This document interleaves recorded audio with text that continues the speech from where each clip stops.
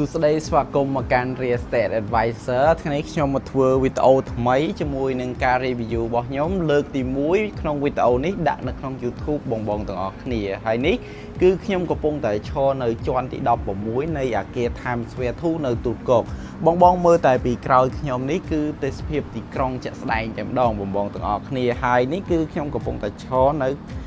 ខាងមុខវេរ៉ង់ដាឥឡូវនេះគឺខ្ញុំនឹងនាំបងទាំងអស់គ្នាទៅមើលបន្ទប់នៅខាងក្នុងជាមួយខ្ញុំទាំងអស់គ្នាតែម្ដងនេះគឺបន្ទប់ living room 3បន្ទប់គេនេះគឺធំទូលាយមែនទែនហើយបន្ទប់នេះមានទំហំរហូតដល់ទៅ91ម៉ែត្រការ៉េឯណោបងទាំងអស់គ្នាអញ្ចឹងបងអាចមើលបាននៅពេលដែលយើងចូលមកមានខាងនេះគឺចក្រានបាយហើយពីខាងនេះវិញគឺជាតុញ៉ាំអាហារ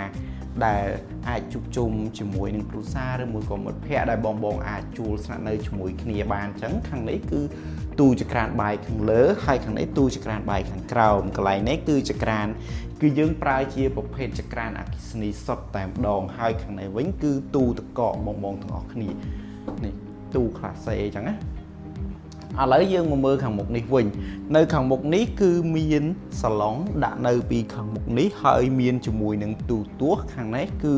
វេរ៉ង់ដាបងទាំងអស់គ្នាហើយមានជាមួយនឹងម៉ាស៊ីនបោកខោអាវក៏មាននៅក្នុងនឹងផងដែរ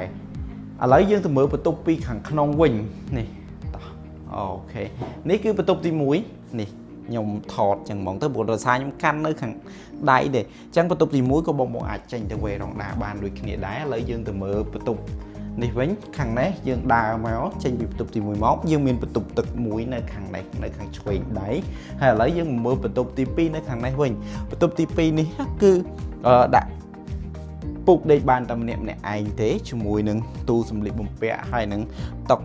make up អីចឹងទៅនៅកន្លែងហ្នឹងចឹងណាអាស្រ័យលើបងទាំងអស់គ្នាដាក់ប៉ុន្តែឥឡូវយើងមកមើលបន្ទប់ master room នេះវិញបន្ទប់ master room នេះក៏ទូលាយដែរខាងក្រោយនេះគឺ view ទីក្រុងដូចគ្នាជាមួយនឹងបន្ទប់ master room ខាងនេះទូសម្លៀកបំពាក់ជាមួយនឹងក្រែមានជាមួយនឹងបន្ទប់ទឹកនៅខាងក្នុងទៀតបងទាំងអស់គ្នាអញ្ចឹងសម្រាប់បងដែលកំពុងតែចង់បាន unit នៅ Times Square 2 ចង់ជួលបងអាចធ្វើការ contact មករូបខ្ញុំបាន Real Estate Advisor